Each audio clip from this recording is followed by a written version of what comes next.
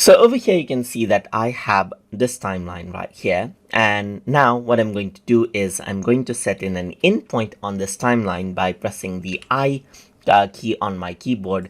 And then I'm going to press O on my keyboard to set the out point. You can also utilize these keys right here to set in point and out point accordingly.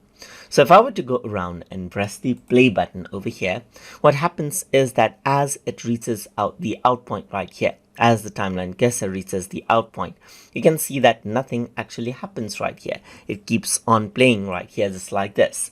But if I want to go around and let it loop over here in the in and out point, then I can go around and click on the loop playback button right here. Now let's see what happens right here. So now if I were to go around and play right here, as the timeline cursor reaches around the end, you can see that it loops out back as I play it out right here.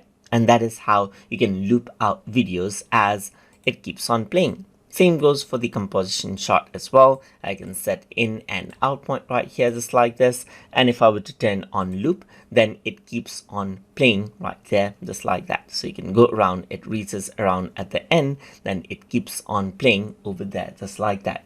And that is how you can go around and loop out the playback in the preview area as you like, so that you can keep on looping out the in and out point to view that particular area in more detail.